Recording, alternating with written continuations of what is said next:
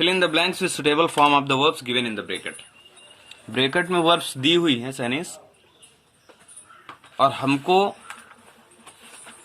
वाक्य को पढ़ना है, पहचानना है किस टेंस का वाक्य है, ठीक है, और टेंस को पहचान के फिर जो उपयुक्त वर्ब है वो लगा देनी, ठीक है। जैसे पहला वाक्य लिखा है ही, फिर खाली स्थान टू कॉलेज एवरी डे। तो मैंने कल बताया था कि जो एवरी डे है वो every day present indefinite tense show करता है। कुछ बातें मैंने कल बताई थी, जनरली, यूजुअली, ठीक है, ऑफन, सेल्डम, ऑलवेज, नेवर, ठीक है, या every Sunday, every Monday, every week, every month, every year, ये सारी चीजें जो है ये शो करती हैं प्रेजेंट इंडेफिनिट टेंस। तो ये एवरीडे बता रहा है कि ये प्रेजेंट इंडेफिनिट टेंस का वाक्य है। तो चूंकि ये प्रेजेंट इंडेफिनिट टेंस का वाक्य है पहला वाला, इसलिए इसमें जो वर्ब भरी जाएगी प्रेजेंट इंडेफिनिट टेंस में, प्रेजेंट इंडेफिनिट टेंस में एक्चुअली भरी जाती वर्ब की फर्स्ट फॉर्म। सैनिस, प्रेजेंट इंडेफिनिट टेंस में वर्ब की फर्स्ट फॉर्म भरी जाती है। केवल थर्ड पर्सन सिंगुलर नंबर के साथ वर्ब की फर्स्ट फॉर्म में यस या यस जोड़ दिया जाता है। तो चूंकि ये जो ही है वो एक थर्ड पर्सन सिंगुलर नंबर है, इसलिए इसमें जो वर्ब की फर्स्ट फॉर्म भरी जाएगी उसमें यस या यस जोड़ दिया जाएगा। तो मतलब सही क्या है? गोज सही है। तो क्या भरा जाएगा यहाँ पे? गोज, ठीक है। क्या भरा जाएगा? गोज। दूसरा देखो, my younger brother to Mumbai last month. अभी देखो ये जो लिखा हुआ है लास्ट मंथ, मैंने कल बताया था कि अगर आ जाए last week, last month, last year या फिर यस्टरडे, ये शब्द ये शो करते हैं कि जो आपका ये जो वाक्य लिखा हुआ है ये पास्ट इंडेफिनिट है। कौन सा है? और पास्ट इंडेफिनिट में रूल ये मैंने बताया था कि पास्ट इंडेफिनिट का वाक्य अगर अफर्मेटिव है तो वर्ब की सेकंड फॉर्म लगेगी, और अगर निगेटिव या इंट्रोगेटिव है तो वर्ब की फर्स्ट फॉर्म लगेगी। तो चूंकि ये वाला वाक्य देखो अफर्मेटिव है, इसमें कहीं नॉट आया नहीं है, तो इसलिए इसमें वर्ब की सेकंड फॉर्म लगेगी। तो वर्ब की सेकंड फॉर्म क्या होती है? गो की सेकंड फॉर्म वेंट, अर्थात इसमें क्या भरा जाएगा? वेंट। तीसरी बात मैंने बताई थी कि अगर वाक्य में सिंस या फार के साथ समय दिया हो, ये देखो लिखा है सिंस लास्ट नाइट। तीसरी बात मैंने बताई थी कि अगर तुम्हारे वाक्य में सिंस या फार के बाद समय दिया हो तो आपको हैज बीन या हैव बीन के साथ वर्ब की फर्स्ट फॉर्म में आईएनजी लगाना है। समझ रहे हो? अगर तुम्हारे वाक्य में सिंस या फार आया हो और सिंस और फार के बाद अगर समय दिया हो तो आपको करना ये है कि आपको हैज बीन और हैव बीन के साथ वर्ब की फर्स्ट फॉर्म में आईएनजी लगानी। तो ये देखो लिखा है हैज बीन सफरिंग, अर्थात ये हैज बीन सफरिंग सही है, तो यहाँ पे भरा जाएगा he has been suffering from fever since last night. ठीक। चौथा वाक्य लिखा हुआ है देखो, लिखा है कि ही और फिर खाली स्थान जस्ट नाउ। तो मैंने कल क्या बताया था? 2-3 शब्द बताए थे, एक शब्द मैंने नहीं बताया था, आज बता दे रहा हूँ। एक मैंने शब्द बताया था जस्ट, एक बताया था येट, और एक वर्ड और है सोफा, मतलब सोफार जिसको बोलते हैं, ठीक, सोफार। तो ये 3 शब्द याद रख लो सब लोग, तो भूलोगे नहीं कभी। एक जस्ट, एक येट और एक सोफार, ठीक है। ये तीनों शब्द अगर वाक्य में आ जाते हैं तो ये शो करते हैं कि जो आपका ये वाक्य लिखा हुआ है ये प्रेजेंट परफेक्ट टेंस का वाक्य है। और मैंने ये बताया था कि जितने भी परफेक्ट टेंस होते हैं उनमें सब में हैज हैव के साथ वर्ब की थर्ड फॉर्म आती है। तो इसमें देख लो हैज हैव के साथ जहां थर्ड फॉर्म लगी हो वही है। तो यहाँ लिखो एक तो सेकंड फॉर्म है अराइव्ड, एक है हैज अराइव्ड, तो यही हैज अराइव्ड सही है। He has arrived just now, वो अभी अभी आया है, ठीक ना? सनी समझ आ गई बात? अगला वाक्य देखो, मैंने फिर बताया था एक बात, मैंने कहा था कि अगर बाय द वे अगर सिंस या फार के साथ अगर समय आया है वाक्य में, सिंस और फार लगा है वाक्य में और उसके बाद समय दिया हुआ है, तो तुमको हैज बीन या हैव बीन के साथ वर्ब की फर्स्ट फॉर्म में आईएनजी लगाना है। तो देखो यहाँ पे हैव बीन दिया हुआ है और वर्ब की फर्स्ट फॉर्म में आईएनजी यहाँ पे लगा हुआ है, तो हमको यहाँ पे केवल हैव बीन लगा देना, हो जाएगा I have been working for 2 hours, ठीक ना? आगे यहाँ पे लिखा है आई इन पटना सिंस 1993, ठीक है। तो सिंस और फार के साथ जब समय दिया होता है तो मैंने एक तो चीज पहले बता दी थी कि हैज बीन और हैव बीन के साथ वर्ब की फर्स्ट फॉर्म में आईएनजी, लेकिन ब्रैकेट के अंदर देखो अगर वर्ब की फर्स्ट फॉर्म में आईएनजी लग के नहीं आया तो इसका मतलब यह है फिर इसमें इस्तेमाल किया जाएगा प्रेजेंट परफेक्ट टेंस। या तो प्रेजेंट परफेक्ट कंटीन्यूअस टेंस, पहला preference has been have been के साथ वर्ब की फर्स्ट फॉर्म में आईएनजी, और अगर हैज बीन हैव बीन के साथ वर्ब की फर्स्ट फॉर्म में आईएनजी नहीं है तो दूसरा एक ही रूल लगेगा, हैज या हैव के साथ वर्ब की थर्ड फॉर्म, यानी प्रेजेंट परफेक्ट में। और इसका मतलब दरअसल ये होता है कि ये हो जाएगा I have lived in Patna since 1993। इसका मतलब ये है कि आज से पहले मैंने पटना में रहना शुरू किया था और आज भी मैं पटना में रह रहा हूं। ठीक है, तो ये क्या हो जाएगा, I have lived in Patna since 1993।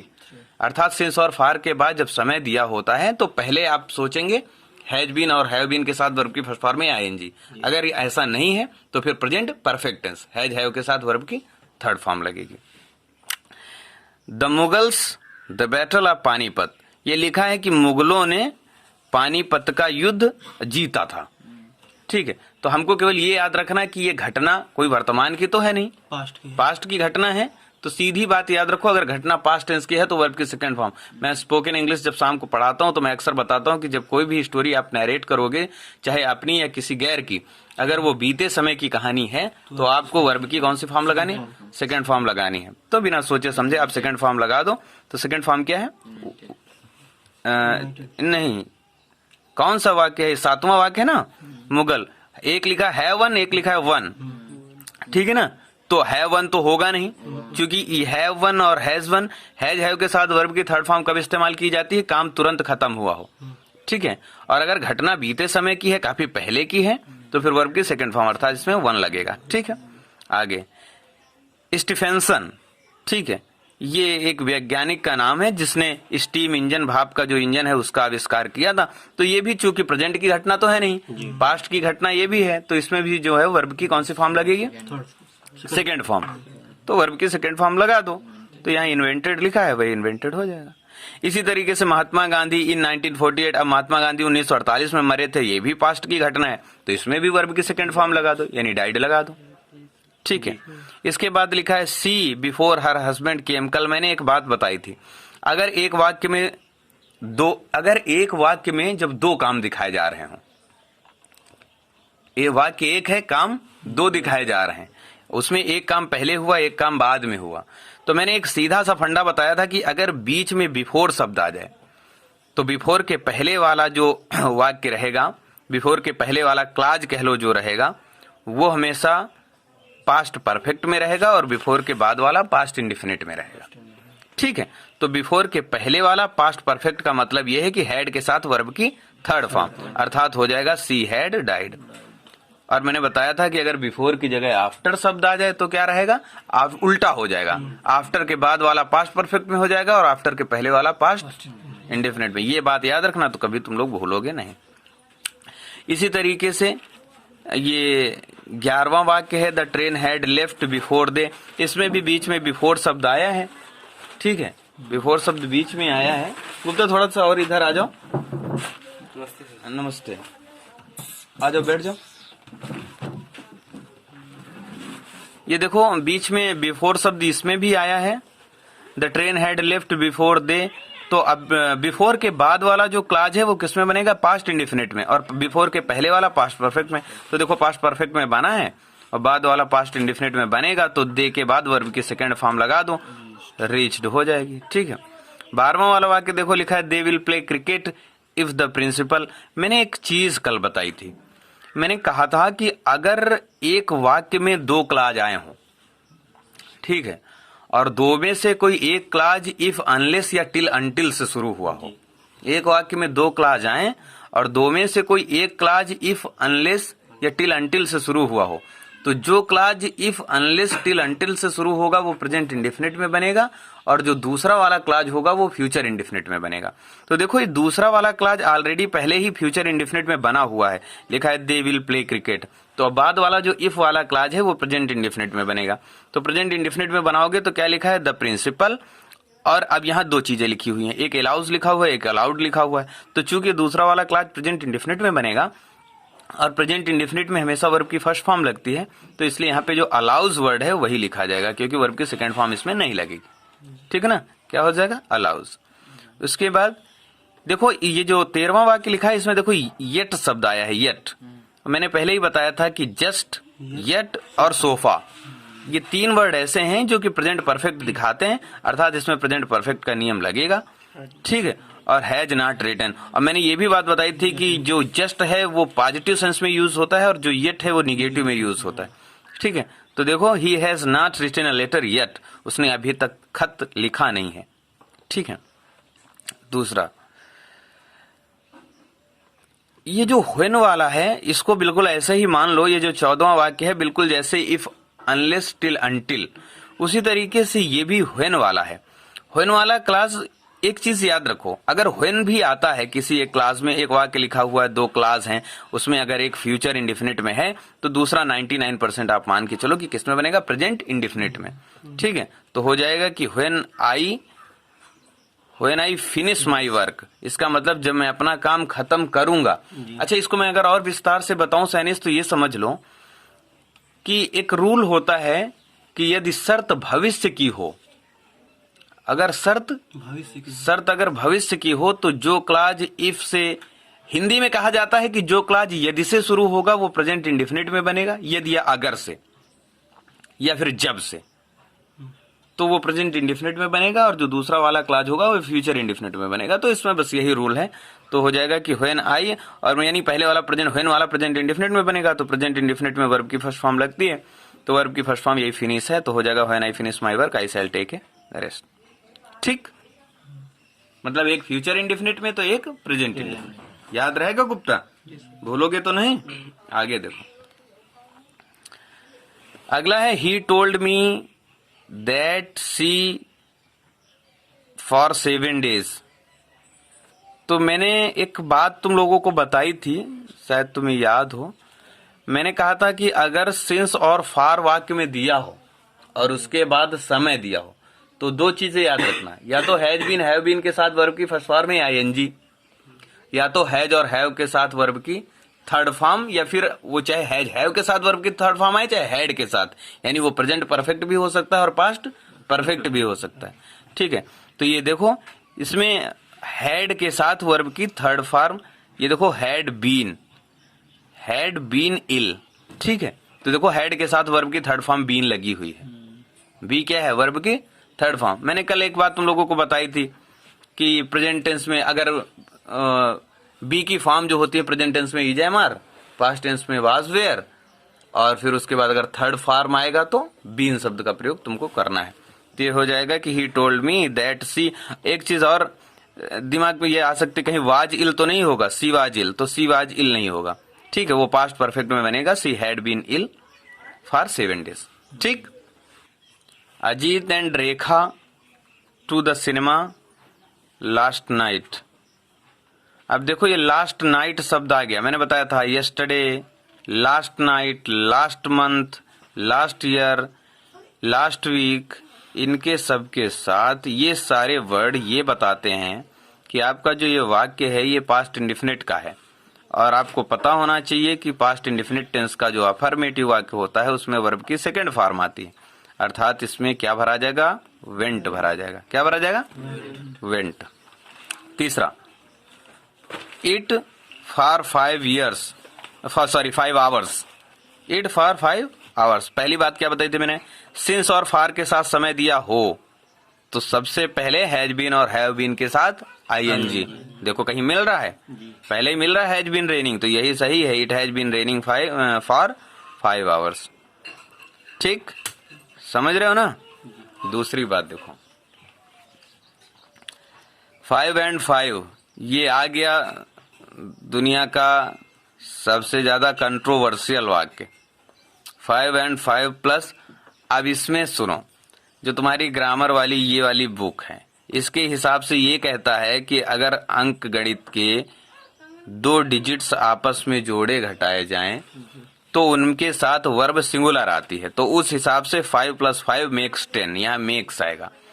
लेकिन अन्य किताबें जो नई बुक्स आजकल जो किताबें चल रही हैं उसमें ये बताते हैं कि अगर 2 अंक गणित के अरिथमेटिक्स के अगर 2 डिजिट्स को आपस में जोड़ा जाए तो वर्ब प्लूरल आएगी, ठीक है। लेकिन चूंकि आपकी ये जो बुक है इस बुक के हिसाब से ये बता रहे हैं कि अगर 2 डिजिट्स आपस में अरिथमेटिक्स के जो भी जब दो डिजिट्स को आपस में जोड़ा घटाया जाता है तो वर्ब सिंगुलर आएगी, तो इसके हिसाब से मेक्स आएगा। 5 and 5 मेक्स 10, समझ रहे हो ना? इसके हिसाब से क्या आएगा? मेक्स आएगा, मेक्स 10। ठीक, ये थोड़ा सा कंट्रोवर्शियल है ये ग्रामर में, समझ रहे हो ना? ये बहुत सारी किताबें हैं उसमें मेक्स बताती हैं और बहुत सारी किताबें मेक बताती हैं, ठीक है। लेकिन चूंकि ये कंपटीशन की बुक है, ठीक है, और इसमें जो दिया हुआ है वो मेक्स ही दिया हुआ है, यानी इसके हिसाब से रूल ये है कि वर्ब की फर्स्ट फॉर्म में यस या यस लगाएंगे, यानी सिंगुलर वर्ब आएगी कहने का मतलब, और सिंगुलर वर्ब का मतलब यस या यस लगेगा। आगे, माई एल्डर डॉटर बॉर्न इन 2002। अब भाई 2002, ये 2000 क्या चल रहा है? 20 चल रहा है, तो बीती हुई घटना है, तो बीती हुई घटना है तो हमें वर्ब की कौन सी फॉर्म लगेगी? सेकेंड फॉर्म लगेगी, अर्थात क्या लगेगा? वाज लगेगा, तो हो जाएगा my elder daughter was born in 2002। I the Red Fort, I never saw the Red Fort, I have never seen the Red Fort, क्या होगा? देखो, आई नेवर सा इसमें नहीं होगा कि मैंने कभी नहीं देखा। वो कभी का मतलब, जब ये कभी का मतलब होता है आज तक, इस बात को समझ लेना, और या कभी का मतलब होता है अब तक। मैंने कभी नहीं देखा मतलब मैंने अब तक, ये मैंने आज तक नहीं देखा ताजमहल, तो इसमें प्रेजेंट परफेक्ट टेंस लगेगा। कौन सा लगेगा? तो ये होगा आई have never seen the Red fort. ये बात याद रखो, इसको तुम पास्ट की घटना नहीं कह सकते क्योंकि मैंने अभी तक नहीं, अभी भी नहीं देखा मैंने, ठीक है, अभी तक, तो इसमें प्रेजेंट परफेक्ट लगता है टेंस, तो हो जाएगा ये आई have never seen the Red fort. एक मैंने रूल बताया था, डू डज डिड, कल बताया था, मैं लिख रहा था तो मैंने एक नोट लिखा था, मैंने नोट में लिखा था डू डज डिड तीनों के साथ वर्ब की फर्स्ट फॉर्म आएंगी, ज्यादा सोचना विचारना नहीं। मैंने बताया था अगर वाक्य में डू डज डिड का प्रयोग सहायक क्रिया के रूप में होगा तो वर्ब की कौन सी फॉर्म आएगी? फर्स्ट फॉर्म आएगी, तो इसका मतलब फर्स्ट फॉर्म क्या है? रन, तो सीधा रन लगा दो, ठीक है। 23वां, द अर्थ, ये एक नियम और याद रखो, कल मैंने पता नहीं शायद ये बात नहीं बताई थी, जो भी सार्वभौमिक सत्य होता है वो प्रेजेंट इंडेफिनिट में होता है। किस में होता है? प्रेजेंट इंडेफिनिट में। तो जैसे ये लिखा है कि द अर्थ राउंड द सन, यानी पृथ्वी सूर्य का चक्कर लगाती है, सार्वभौमिक सत्य है, इसलिए प्रेजेंट इंडेफिनिट में होगा। और अर्थ के साथ वर्ब की फर्स्ट फॉर्म में क्या लगेगी? यस या यस, यानी जब सब्जेक्ट सिंगुलर होता है तो वर्ब की फर्स्ट फॉर्म में क्या लगता है? यस या यस, तो ये मूव्स हो जाएगा, the earth moves round the sun. आगे, हु और द ताजमहल, ठीक है। अब इसमें ये है, इसमें ये पूछा जा रहा है कि ताजमहल को किसने देखा है अब तक, मतलब ये अपनी तरफ से जोड़ लो ये बात, अब तक ताजमहल को किसने देखा है, तो यानी कौन सा टेंस लगेगा? प्रेजेंट परफेक्ट लगेगा। क्या लगेगा? प्रेजेंट परफेक्ट, तो हो जाएगा who has seen the Taj Mahal. समझ रहे हो? इसमें सी दैट फिल्म ऑलरेडी, ठीक है, सी दैट फिल्म ऑलरेडी। मैंने कल तुम लोगों को ऑलरेडी वर्ड भी बताया था, जब मैं प्रेजेंट परफेक्ट बता रहा था तो मैंने तुम लोगों से कहा था कि एक सो फार तो कल नहीं बताया था मैंने दो बातें बताई थी, जस्ट और एट, इसके अलावा आज बताया सो फार, एक वर्ड और जुड़ गया ऑलरेडी। ऑलरेडी भी बताता है प्रेजेंट परफेक्ट। जैसे फॉर एग्जाम्पल किसी ने तुमसे पूछा कि चलो खाना खा लो चले, को तुमसे कहा खाना खा लो चले, तो तुम क्या कह दो? I have already taken food, तो मैं पहले ही खा चुका हूं, ठीक है। तो ऑलरेडी के साथ भी प्रेजेंट परफेक्ट टेंस आएगा, अर्थात ये क्या हो जाएगा कि she has seen that film already, वो पहले ही वो फिल्म देख चुकी है, पहले ही उसने वो फिल्म देख ली है, तो हो जाएगा she has seen that film already, ठीक है। सी हैज सीन, उसमें सा नहीं होगा, प्रेजेंट परफेक्ट लगेगा, ठीक है। She has seen that film already. और 26वें वाले वाक्य में ज्यादा कुछ सोचने की जरूरत नहीं है, क्योंकि जो डिड है, डिड, वो डू डज डिड मैंने कल ही बता दिया था कि डू डज डिड इन तीनों के साथ वर्ब की फर्स्ट फॉर्म आती है। डू डज डिड जब किसी सेंटेंस में सहायक क्रिया के रूप में आते हैं तो इनके साथ वर्ब की फर्स्ट फॉर्म आती है। तो फर्स्ट फॉर्म क्या है? कम है तो कम आएगी, ठीक। आगे, तेंदुलकर जनरली, मैंने कल बताया था फिर बता रहा हूं, usually, generally, always, never, seldom, often, everyday, इनके साथ वर्ब की फर्स्ट फॉर्म। तो मुझे बुद्धि खराब हुई कि क्या सबके? जनरली, जनरली के साथ वर्ब की फर्स्ट फॉर्म मैंने कल ही बताया था, सबसे पहला रूल ये बताया था जी। कौन कौन सी बातें बताई थी? Always, never, often, seldom, generally, usually, everyday, every Sunday, every Monday, ठीक है। एवरी शब्द आएगा तो इनके साथ वर्ब की कौन सी फॉर्म लगती है? First form. तो फर्स्ट फॉर्म लगती है तो फर्स्ट फॉर्म लगेगी। तो फर्स्ट फॉर्म क्या है? प्लेज है। अब प्लेज, इसमें प्ले के साथ यस क्यों लगा है? क्योंकि जो सब्जेक्ट है वो थर्ड पर्सन सिंगुलर नंबर है, तो थर्ड पर्सन सिंगुलर नंबर होगा तो उसमें यस या यस लग जाएगा, यानी प्लेज होगा यहाँ पे, ठीक। लेकिन, बट, लेकिन, आज, ही, वो। अब देखो मिस्टर अभय, ध्यान से सुनो, हम बतावा कि जब वर्तमान में कोनो चीज कंटिन्यू होए तो ईजेएमआर के साथ आईएनजी लागत। तो Tendulkar generally plays very well, Tendulkar साधारणतया सामान्यतः बहुत अच्छा खेलते हैं, लेकिन आज वो बहुत बुरा खेल रहे हैं। But today he is playing very badly, तो ही इज प्लेइंग हो जाएगा। क्या हो जाएगा? ही इज प्लेइंग हो जाएगा। जब आज की घटना तुम बता रहे हो, आप खुद देखी कि अभी देखो कंटिन्यू है काम, अभी ये काम कंटिन्यू चल रहा है, तो आपको ईजेएमआर के साथ क्या लगाना है? आईएनजी, ठीक में हो जाएगा is playing.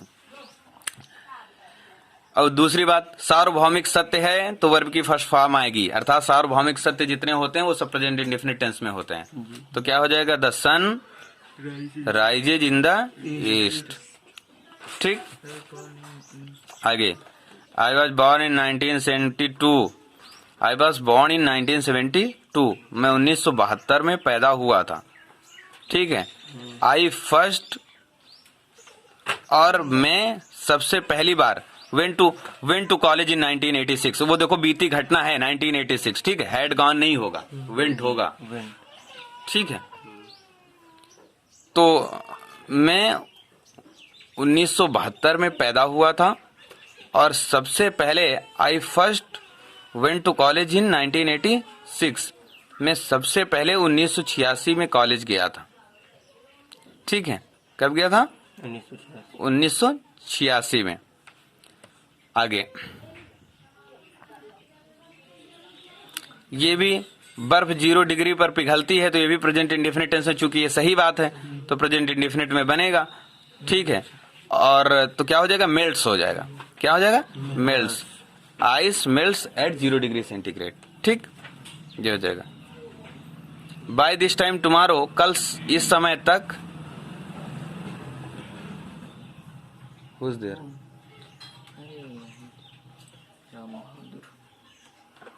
Bye this time tomorrow, कल इस समय तक मैं पहुंच चुका हूंगा। आई हैव रीच्ड होम, मैं घर पहुंच चुका हूंगा, ठीक है।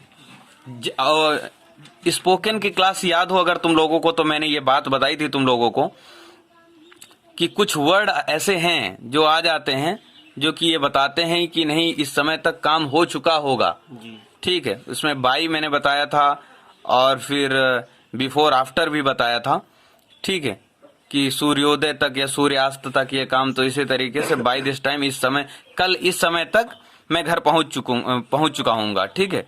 तो आई शैल हैव रीच्ड हो जाएगा, ठीक। उसके बाद ये देखो, हर चमकने वाली चीज सोना नहीं होती, all that glitters is not gold, यानी इससे ये भी पता चलता है कि जितनी कहावतें होती हैं वो भी किस टेंस में होती हैं? प्रेजेंट इंडेफिनिट में होती हैं, ठीक है। कहावतें प्रेजेंट इंडेफिनिट में होती हैं, इसलिए होगा all that glitters is not gold, ठीक है। इसके बाद 34वां, कोलंबस। अब ये बीती घटना है कि उसने अमेरिका की खोज की थी, तो हो जाएगा कोलंबस डिस्कवर्ड अमेरिका। क्या हो जाएगा?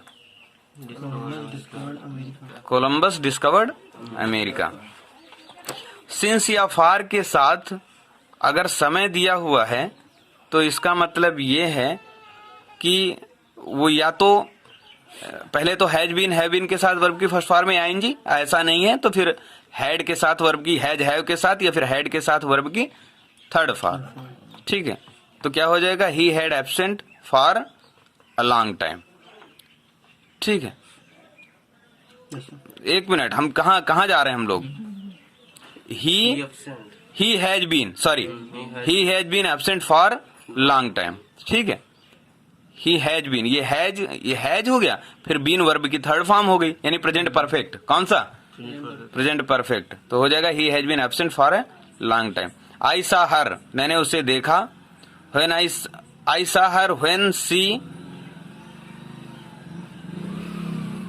अब यहाँ पे व्हेन मैंने बताया था दो कंडीशंस होती हैं। व्हेन वाक्य को देख के ही वो पता चलता है, ये आगे वाला वाक्य पास्ट इंडेफिनिट में भी हो सकता है, पास्ट कंटिन्यूअस टेंस में भी हो सकता है, तो वो भाव के हिसाब से वो भरी जाती है यहाँ पे वर्ब।